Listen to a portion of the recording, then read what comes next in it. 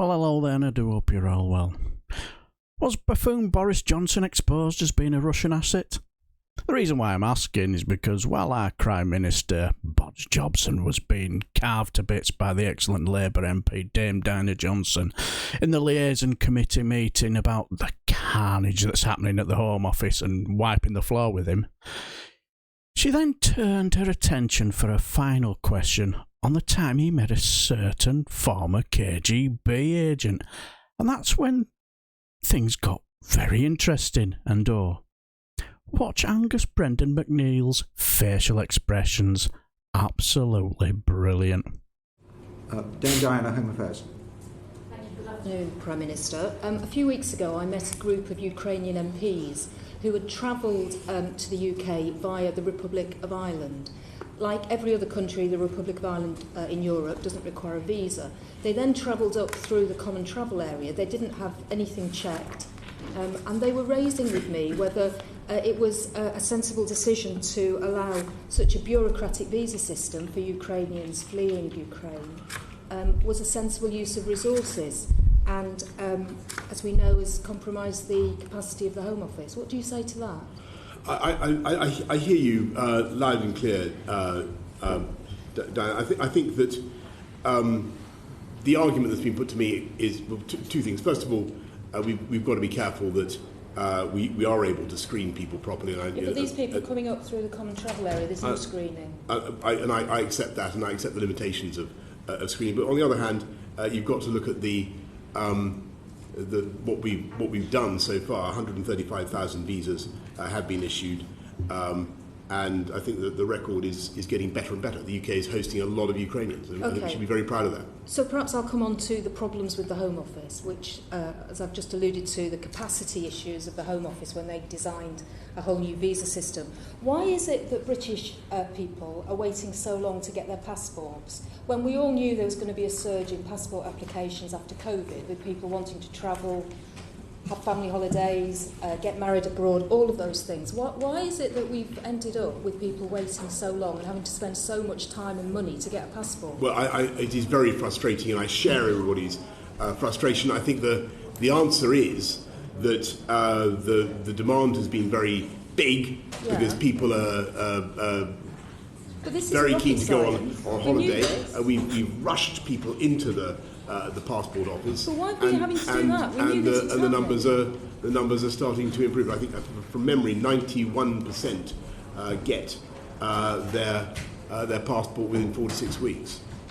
Well, the standard that the Home Office is supposed to operate on is 3 weeks.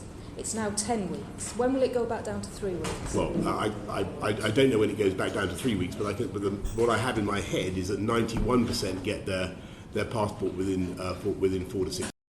Oh, want to imagine what goes through his head at the best of times.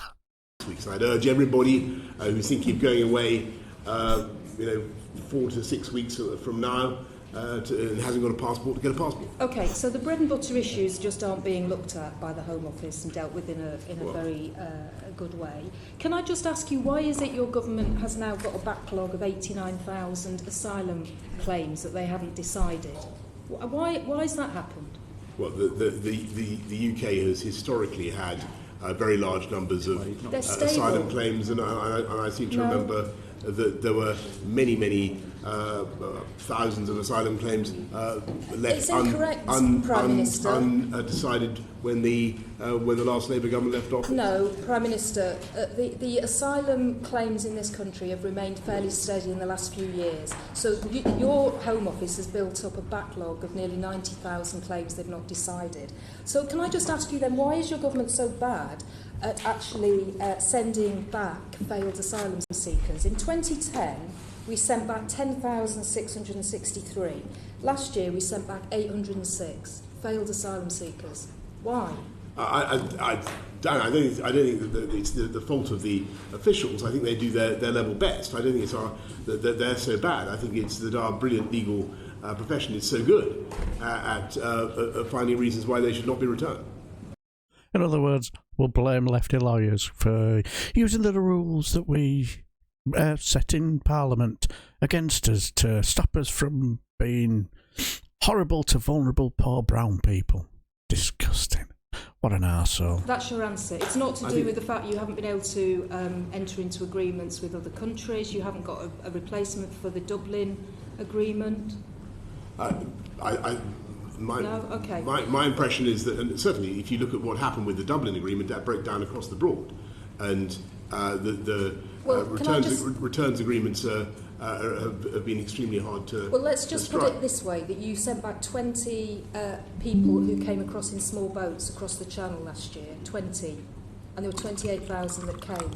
Can I just ask you, do you expect the cuts to civil servants that you're talking about, the 20, 30 or 40% cuts, will that help the Home Office get to grips with some of these problems or make it worse? I'm sorry, but did you see how Angus Brendan McNeils' face? He's loving this, and quite rightly so. I'm basking it and all. I think that certainly what you need to. So when you talk about the asylum seekers crossing the Channel illegally and in very frail vessels. No, your cuts. The way to fix that is not just by having more civil servants. I think it is to have a proper deterrent for the people traffickers, and to reduce the numbers of people who are being made to risk their lives. Okay, just my final question, if I may.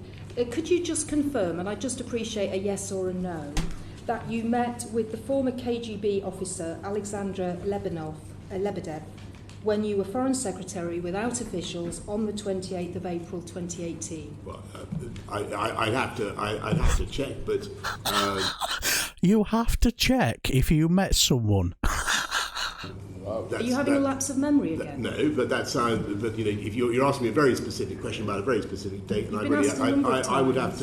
I'd have to get back. I certainly have met the gentleman in question, who used to be the proprietor of the London Evening Standard, when I was Mayor of London. So I'm certainly not going to deny having met Alexander Lebedev. I certainly have. As far as I remember, he used to own the London Evening Standard. Yes, but with officials when you were Foreign Secretary. Did you meet with officials or without officials? I certainly met him without officials. Right. And as I say, he's a perhaps you could write to us proprietor of a perhaps you could write to us with a specific answer. Very happy. Good luck with that. He's very happy. Specific answer to that very specific question. Yes. Meg Hillier. Yes, can I just follow that up? Prime Minister, I mean, you said you met without officials. Was that presumably was when you were Mayor of London? When you were Foreign Secretary, did you meet Alexander Lebedev? I think I probably did, probably did. As I said, I would need to check. You used to regularly meeting him. I mean, is it probably because you meet him often, or probably because you can't remember? I've met him on a very few occasions. As Foreign Secretary. On the occasion you're mentioning, if that was when I was Foreign Secretary, then yes. Without officials. Yes, I mean, that makes sense. Did you report to your officials that you had met him? I think I did mention it. Yes. Probably not then. And where did you meet him? I met him in Italy, as it happens, but I really, I forget. Anyway. Well, perhaps you'll write to us. Personal engagement, was it? Yeah. That's Personal exactly engagement right. initially? We'll move on. Caroline Note. Sorry for laughing, but I just couldn't help it. It's either Dame Dianne Johnson cutting through his waffle and bollocks to make him squirm. If not that, just watching Angus Brendan McNeils' smiles of enjoyment at watching our Russian stooge just getting the runaround, and on top of all that, watching our Crime Minister suffer a bad bout of a loss of memory at the end and squirming just tipped me over the edge. It was just, I was just in hysterics laughing watching the idiot squirm. Oh, but anyway, I do hope you enjoyed the video, and till the next time, I shall bid you farewell and take care.